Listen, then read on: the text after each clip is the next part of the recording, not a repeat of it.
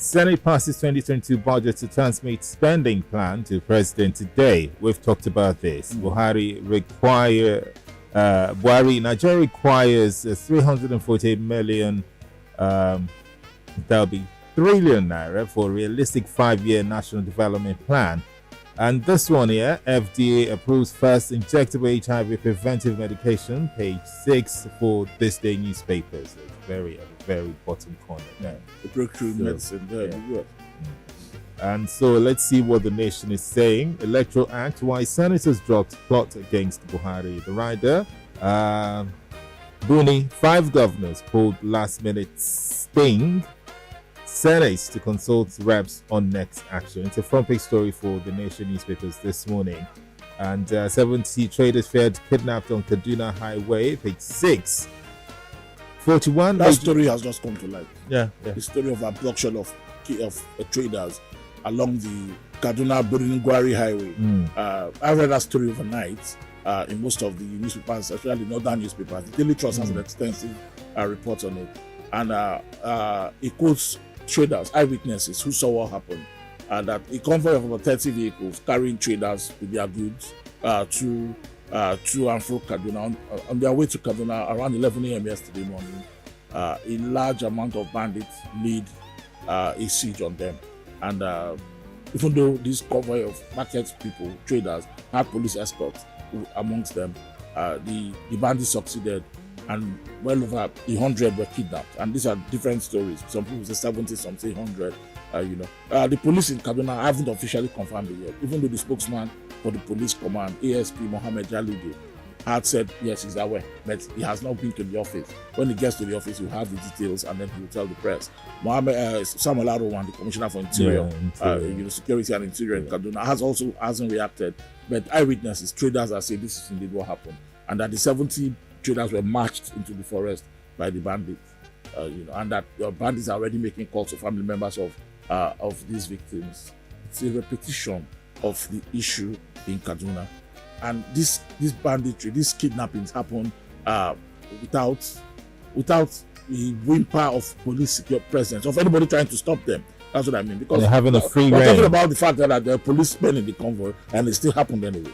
And then they march them into the forest, maybe for 1 or 2 hours. Yet nobody has stopped this from happening. I don't know. I don't want to blame the military, because I think the military is doing enough hard work already in the northwest and the northeast. But how can these things happen? How can bandits kidnap 70 people at once? How can? I don't know, really. It's a breaking news. I think we'll get more details at the end of the day.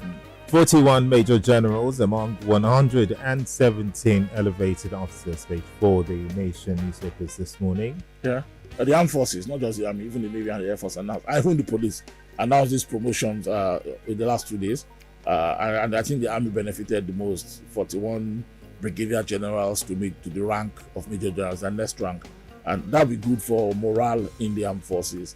Again, because with the elevation of the new army chief, you find out that a large amount of officers had to retire, and then of course the delay of allowing General Buratai remain at the helm for so long also created a big gap, in the number of officers of that rank, 2-star generals and 1-star generals. So I think it's a beautiful thing that you can increase morale, troop morale, by promoting especially senior officers to their next rank, and then fill the gap, the existing gap.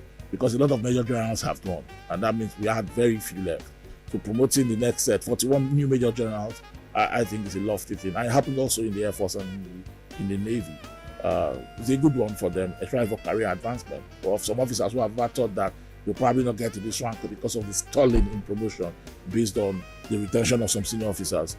It's a good one. The Army has done well, but again, these kind of promotions come with responsibility. Indeed. And lastly, I think I should take this. Residents protest planned demolition of Lagos Estate, page 6, the Nation newspapers. Magodo. I've heard that story. A lot of my colleagues who live there even told me what happened. A Supreme Court judgment has cost the lands on which some houses in Magodo, some estates are, to return to another family. And the family who won the matter in Supreme Court quickly says, we will not negotiate, we will remove you from the land.